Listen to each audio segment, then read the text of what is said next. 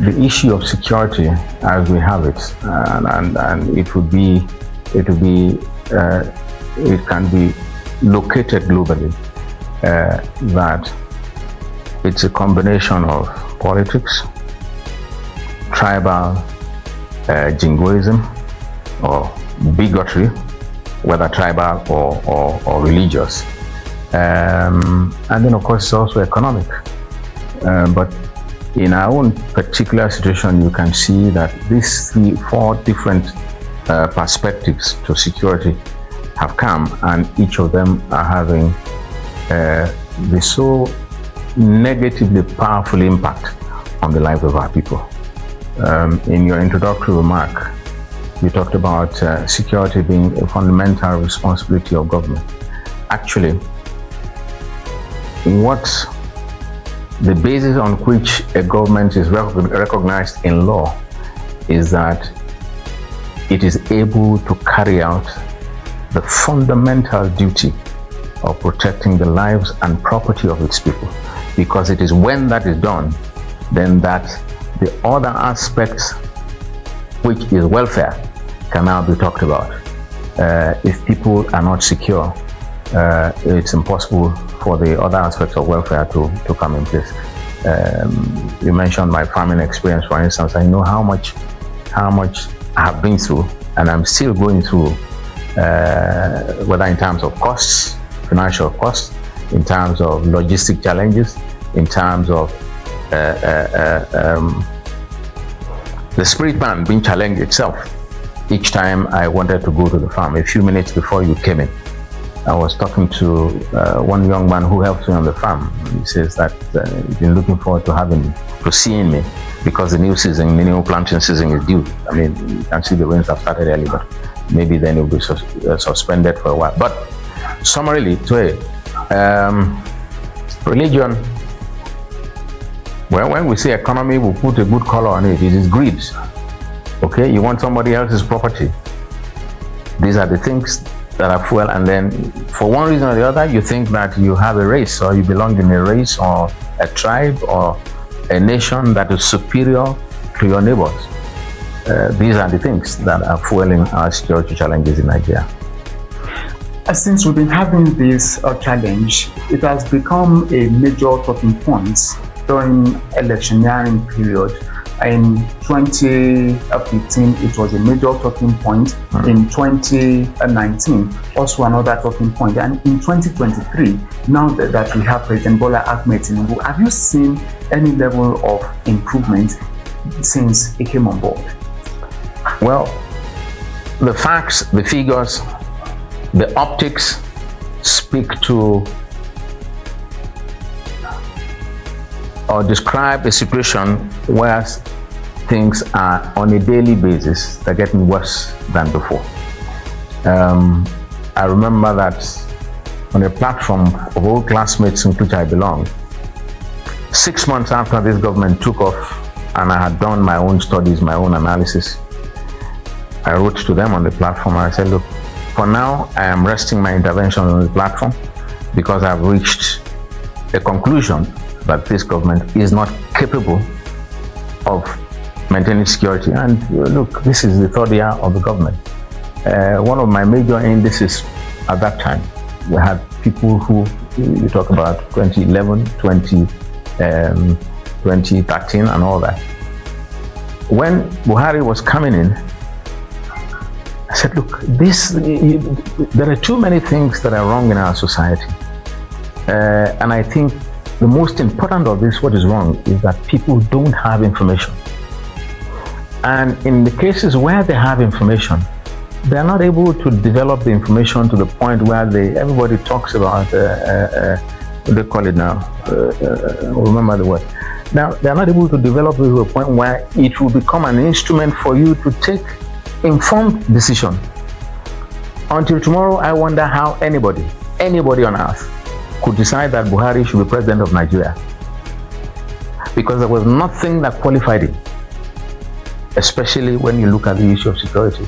So I told my classmates, look, listen, you remember there was a season where they talked about state police, and I told them it's not going to happen.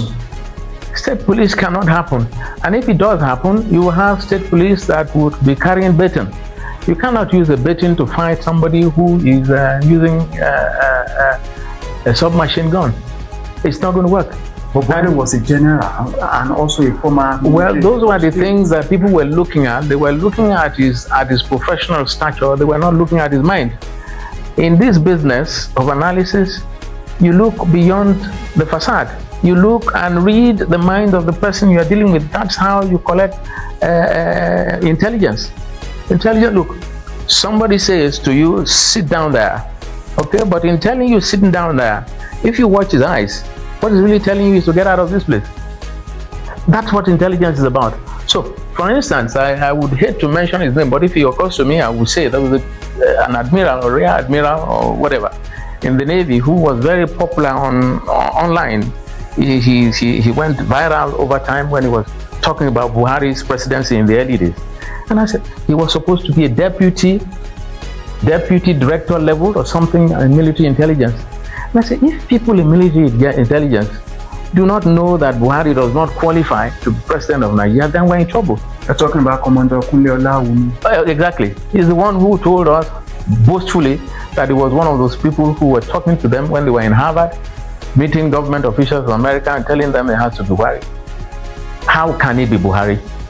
Why should it have been? In any case, if there was doubt at that time, now we know that the man was a fake. He was a dishonest Nigerian. That's Mr. Buhari. I'm saying that I know I'm on camera. He was a dishonest Nigerian. He didn't have any commitment to this country, and we saw that. We saw many things that he did points to the fact that he never had his mind on Nigeria. And I told my friends, I said, look, listen, this man wants your land for his Fulani people. Then you want him to create state police that would stop his own people from getting your land. Where is the logic in this? You said he wanted a land for his Fulani people. No, sir. Yeah, that's what he said. But who is he to take land? Who is he to take other people's land? They have their own land. So what they need to do is try to... Israel is one of the most agriculturally productive countries in the world. When it was being resituated after the Second World War, most of the land on which it sat was desert land. But they conquered the desert and turned it around to the point where they are one of the best agriculturally productive people in the world. So what is wrong if you say, okay, we need money? We have told them, start ranches. You don't have to take other people's land. The land is there. So develop the land. How much money you need, we will give that to you. Make your land, fight the forests or deforestation in your area. Reforest the area so that it will be more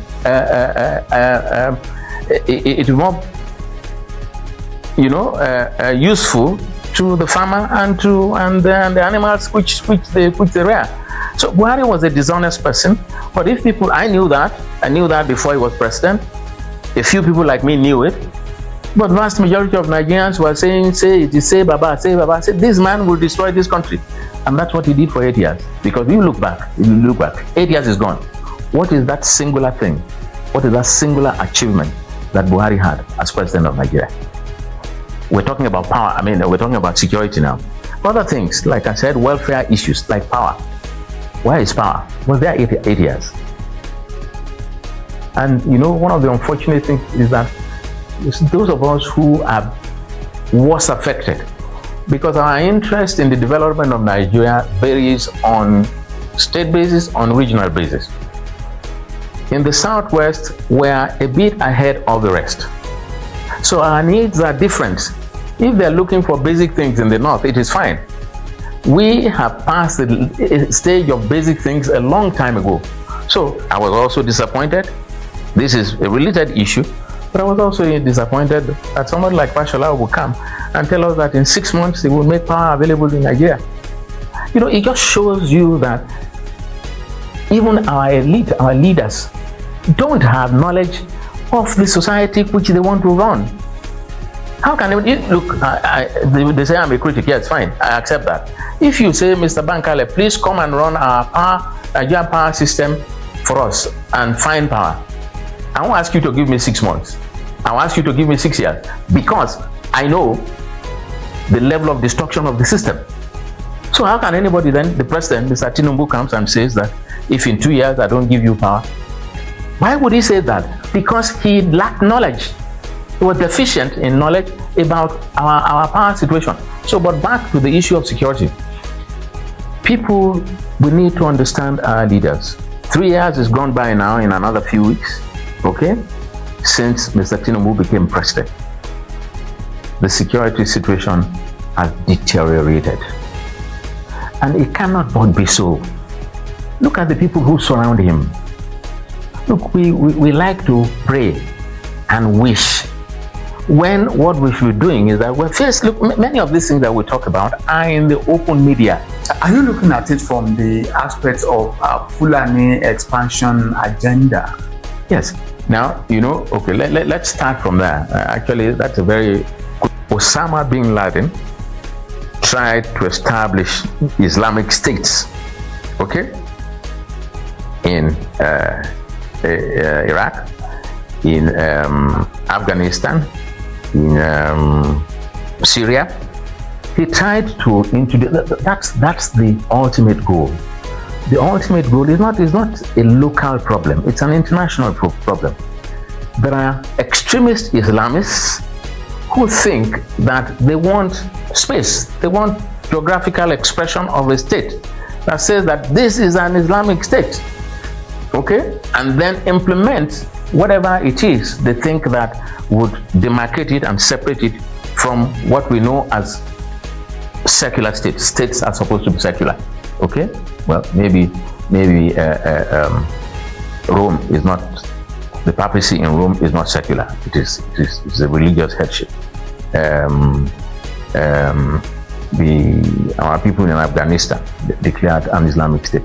So if you understand that there is a plan to declare an Islamic state in West Africa, well, the problems we have with Fulani, for instance, are not particular to Nigeria. They're in Congo, they're in Mozambique, they're in Angola, fighting these same wars. So if you allow them to coalesce and get together, it makes sense for them to hold Nigeria. Nigeria is the biggest, probably the wealthiest in Africa. Okay, so if they're able to hold Nigeria down, and look, listen, these things are open to it. Governor of Bauchi told us on air that they are inviting Fulanis from all over West Africa to Nigeria, that Nigeria is their home. It's not hidden. So if you have a sitting governor saying that, plus the fact that there are many other government people, our vice president, there is a coloration of Boko Haram supporter around him. That's our vice president. That is a fact. Mr. Sokoto, or what is his name, the young man who went to bomb the UN building, was found in his guest house in Abuja. So we need to understand the challenges that are facing us. We need to stop pretending that things are okay. I will give you an illustration. You talked about it because it's the Fulani thing. About 2 months ago, some Fulani people were caught in somewhere near Ilorin, where they struck about, I think it was November. They were arrested by Nigerian Army and the Navy patrol or something. And then it came out clear that guns were given to them by the National Security Advisor of Nigeria. He's a Fulani man. So why is nobody asking him what are guns doing in the hands of Fulani militia? They're not Nigerian troops. So they're non-state actors. So they are forest guards. By who? For who? Who is paying them? Are they civil servants in Nigeria? Are they security people on Nigeria's payroll? So all of these lapses should not ordinarily not happen in a country where people are serious. But you can see, I always tell people who are close to me, the president is a lame duck person when it comes to security. He can't do anything because he's surrounded by these people. But it was a choice he made. The vice president had come, this is a clip, is an open clip, to say that he would be in charge of security in Nigeria. So if he said so, what has he done about security in Nigeria? He said so, it's open. He said the president, Tinubu, will take care of economy. He will do the magic or whatever, wonders that he did in Lagos. But he, vice president, will take care of security. So do you agree with the United States concerning the genocide allegation from the United States, and talking about our government's involvement in this. Is that what you're saying? Well, Toye, there's no doubt. You know, we had a pre-discussion. It's important for our viewers to know that Mr. Bankale, who is seated here, is not a casual commentator on security matters. It was a paid job for me for almost 20 years. I earned a living. This house in which we are in, part of the building of it came from my salary as a security expert in the UN, in the larger UN system. So I know a bit of this thing. The fact of the matter is that there is a problem with the security apparatus of the country. Okay, that is fact. Now, if people who we put in governance are there and they know the basic things to do, we should not be debating issue of security. We should not be waiting for validation from outside of the country. I had to take on some very close friend of mine, highly placed Nigerian, very well known, and I challenged him when I had comments, because look, I'm also a media person, so I understand how media runs. I know that propaganda has become a means of livelihood in Nigeria, and I'm sorry to say that, but it's the reality. I had comments by this gentleman, and I said, listen, are you denying the fact that there is genocide against Christians? That's why I gave the illustration of the Islamic State. If you believe that there is truly an attempt to put an Islamic state in place, why should you doubt the fact that there will be genocide? The first thing they want to do is to first, maybe as samples to you, they will deal with themselves as Muslims, okay? The Sunnis versus the Shiites, okay? They would settle themselves in the sense of warring against themselves and, stamping authority. They will do that. But the target, because you now have a choice. All Christians go and de-Christianize yourselves, or you become legitimate targets. So, and I asked my friends, I said, look, listen, if the Americans are the ones telling us that there is genocide, they are not just looking at Nigeria.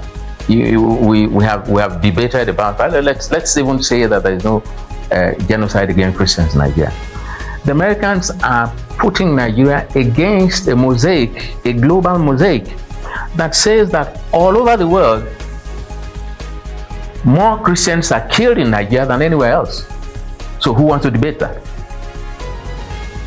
All over the world, more Christians. So how then does it become difficult for you to accept that there's genocide in Nigeria? So the fact is, these things have been, people miss.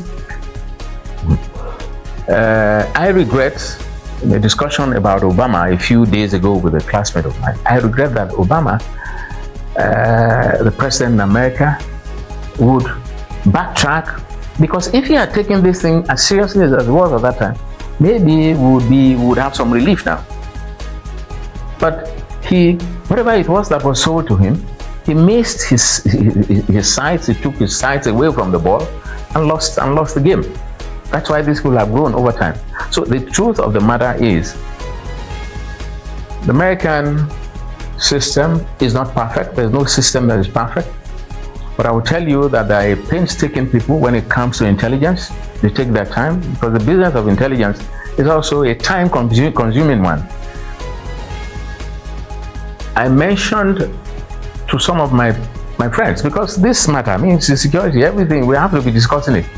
I told them that it is not so much what has happened in the last 4 or 5 years or 6 years that has, boomerang for the Islamists in Nigeria. It is that even before 2011, before Buhari became head of state, that was why the Americans were doubtful at that time. This man, what we have on him does not say that he is the saint that these people are painting him. But did the United States not work with the APC to bring in Buhari? That is why I said that was Obama.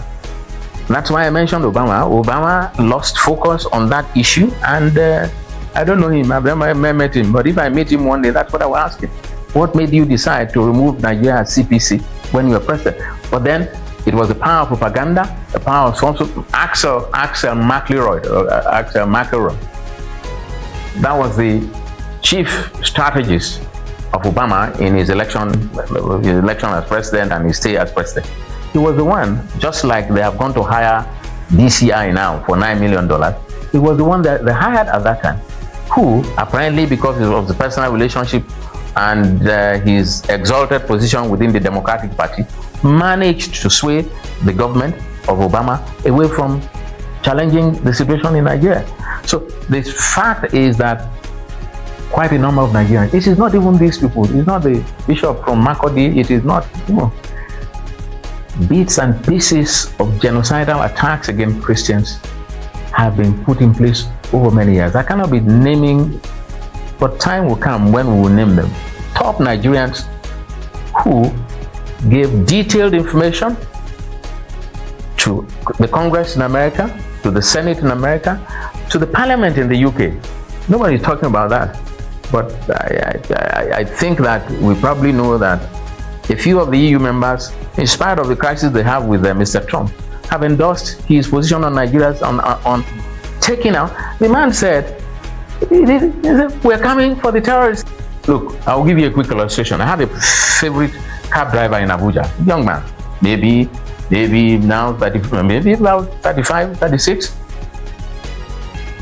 They are aboriginal Abuja people, the Buharis. And then they were in a farm. They're a large family and they're farmers. But he decided to go taxi business. But he still farmed. And they have stored maize for over the seasons. He kept them in barn stores. And then his cousin went to the farm and saw that the Fulani people had broken into the store. And they were feeding the maize to their, to their cattle. And he challenged them. But before he did, he had called the police. So at the time the police came in, I have his video clip. I cannot watch it because once I see it, I turn it off. I have a clip on my phone. The young man was caught. He was macheted. And the police were standing. They were there. They couldn't do anything. So that's why I tell you that I'm here in Ibadan. I have a few farms spread all over the place. Very small farms, but I try to run them. They're all over the place. I need to go fasting and praying to go to the farm because some animal is waiting on the farm to come and drive me off my piece of land. So the truth of the matter is that there is genocidal attack. If we had doubts, why are they not setting up the ranches? Why? But people are also being attacked in Zamfara, in Katsina. Yes, that is banditry now. Let's try and separate this thing. There's a Fulani person who wants your land because he wants to raise his cattle. There are bandits who have taken over. What we get, the profile that we get, is that the banditry is almost exclusive to the Hausa people. And other tribes. Fulanis are not very much into banditry. They are into trying to seize your land. They are into cattle rustling. Come and take your cattle. Open your farm up to their cattle to run riot over the place. Now, but beyond that, for the Fulani, it is the ultimate prize is to say someday Nigeria is declared as a caliphate, Islamic caliphate in Nigeria. That is the ultimate for the Fulani man. So the way to do that is to try. One of the routes to that is to try to scare people off their land. Look at how many people they say 6 million people. I doubt that figure. I think it's much higher. Nigerians who are living in IDP camps, especially from that region of just around Plateau, Niger State, and Benue State. So practically everybody has been chased out of their ancestral homes. So the challenge that, look, in the case of Buhari, he had no intention of doing anything because it was part of the game plan to see the spread. That's why he came with Ruga. Okay, when we fought off, what was the first one? Then he said he was introducing Ruga. Then we fought that one off. Then he came to say that we want waterways. They want to seize our waterways. 2 or 3 kilometers from every river belongs to the federal government, so that the Fulani people can camp in those places. I mean, these things don't make any sense. But Bola Ahmed Tinubu is a Yoruba man. Yes. So why do we still have this violence? Why has he not been able to live within the board?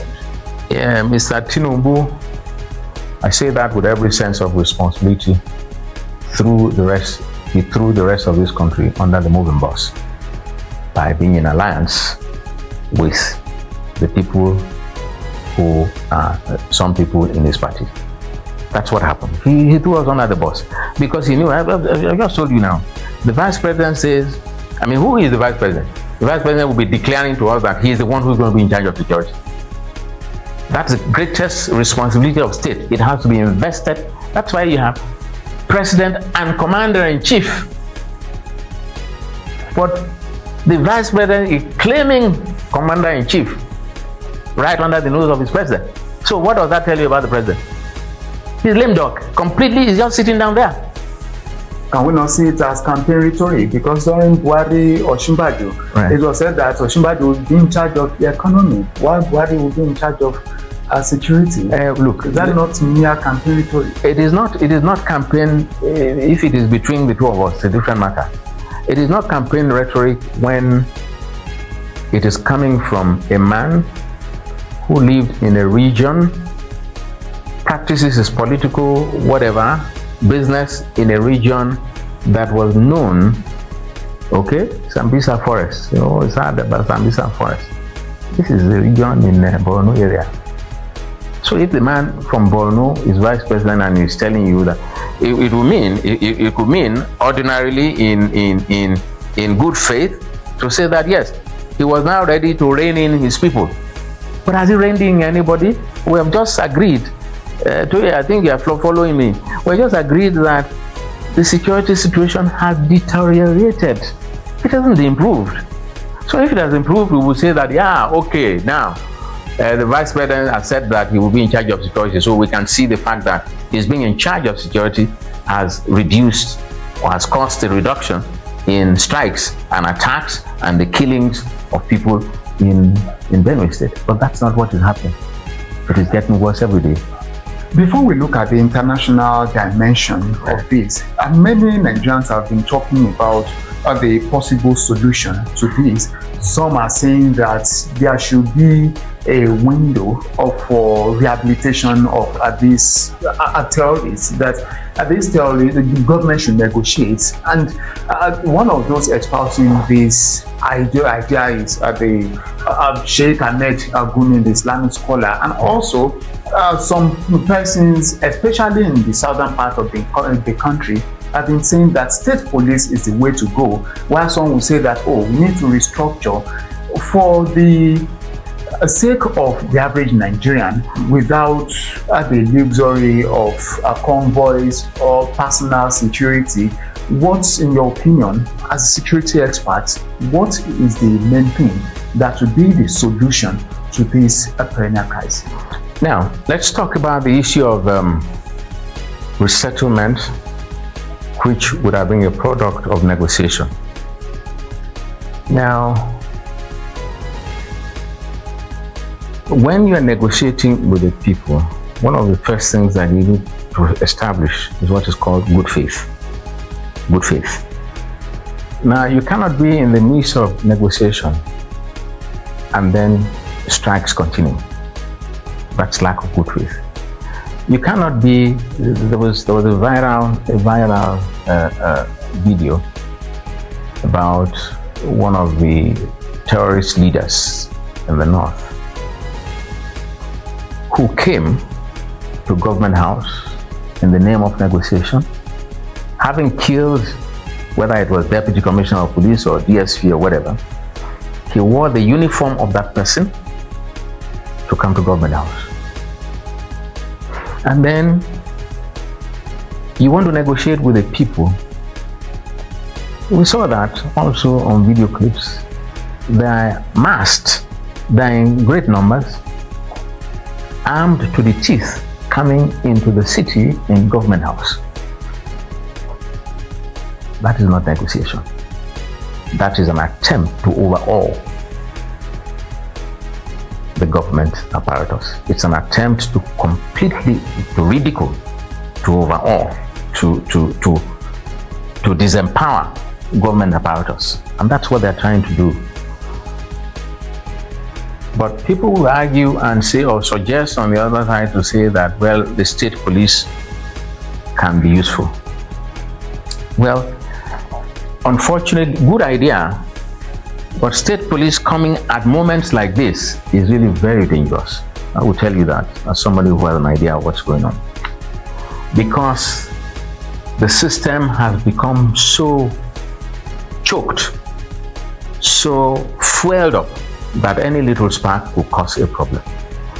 If we didn't have all this crisis, state police could have, grown over time. But now, if you give Oyo state police, that's part of what I told my people, because part of my assignment at some point in ECOWAS was to sit on and approve requests for arms by member states. You cannot bear arm, as Mr. Toye, you cannot bear an arm without making a request to the office of the IG and the IG to the NSA's office. You cannot. To get it done, that's the process, that's the procedure. So if you say that, first, Buhari dribbled us for 8 years. They were running around, state police would be created. It was not done. It was deliberate.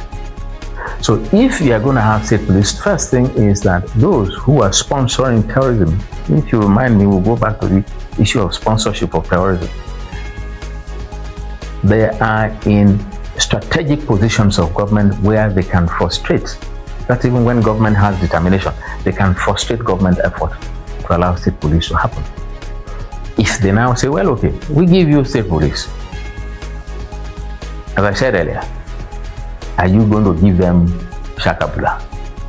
Or you are going to give them police baton to be running after these people who come to kill us with automated weapons?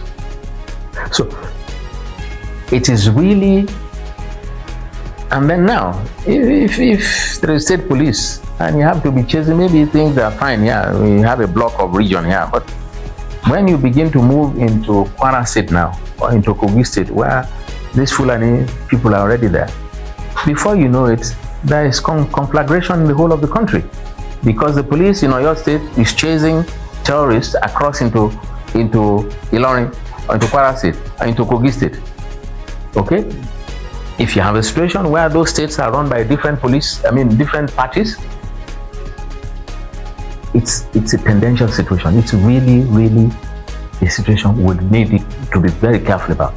In the meantime, while we wait for state police and then the proper arming of state police,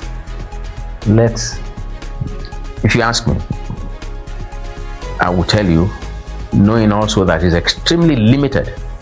The new Minister of Defense, I can read his lips, I can see his footwork, I can see his body language, I can see clearly that this one is determined to make a change or make a difference. But then this is where issue of intelligence comes in. The man is from southern Kaduna. The people of southern Kaduna are, until they began to go to Makodi, the Benue State, they were the worst affected by these Islamicists over the years. So we need to know, to appreciate the challenges that we have. I like being hopeful, but I prefer, rather than hope, I prefer to work towards engendering a situation where hope can become reality. Because if you are hoping and you are not doing anything, you talked briefly about the president going to. Yes, in fact, we are coming there. That's the next question. Okay, maybe if you allow, put the question on Gumi going to Turkey. You talked about the intelligence, and the president went to Turkey to sign a defense pact with President Tayyip Erdogan, and also we already have an agreement with the United States as well, and that's December the missile strike in Sokoto State. So, should we say that it's light at the end of the tunnel? This business, This business. Okay, first let's address the issue of Erdogan and Tinubu in Turkey and Mr. Gumi. One of the comments that Gumi made just before the Americans struck is to practically instruct the president of Nigeria to say that he should not allow Americans to join the fight against terrorism. That, on the contrary, he should go to Turkey. So it's like Gumi sat in his office and gave an instruction to the president of Nigeria to go to Turkey and work with Turkey government. Turkey, for me, is one of those countries where the issues of terrorism are very, very, they're opaque. Turkey is an opaque country when it comes to security globally. It has its hands in many things. Quite a number of gun arrests, arms arrests have been done in this country that have been traced that the sources came from Turkey. So if President goes to Turkey, what is he going to do in Turkey? The strike on Sokoto. Extremely so, because that is where the decisions are taken. That is where everything is programmed, and they knew that. When you say decisions are taken and everything programmed, how in Sokoto? Look, that was the target in Sokoto. They didn't go to target the University of Sokoto or the mosque in Sokoto. They went to a target in Sokoto. Some people were there. What were they doing there? That's the question. So, because they have taken their time over years and they had information, developed intelligence, so they knew that if we take care of that place, if we neutralize that place, I'm surprised that the Sultan has not spoken since it happened. But he cannot speak because the message was to him. To Sultan? Oh. Yes. The message of striking in Sokoto was to him, to say, we know what's going on here. Look, in the beginning, when most of these terrorists when they were arrested, in the few occasions when they were arrested, they usually handed them over to religious leaders. They are the ones who will decide what will happen. That was why for many years, we never had any trials of these people. So they will say they make investigation, they say they release them to. So those that are saying that there is an ulterior motive from the President of the United States, so are they not being justified? Well, if you say, we've had that story, Trump is interested in Nigerian crude. He's interested in our resources.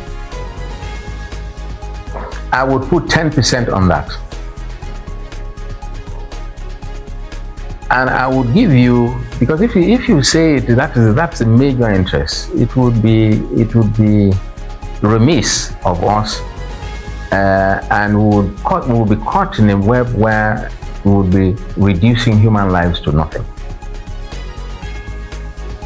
There's nobody who would see the video clips of some of these strikes against Christians who will not be moved by them to say, look, we need to do something. Most people who talk, they talk from the safety of their homes. And human nature, the way it is, unfortunately for minds, human beings that are not spiritually developed, when they hear that there is fire somewhere, they cannot connect with it until it touches them. That's what's happening in Nigeria.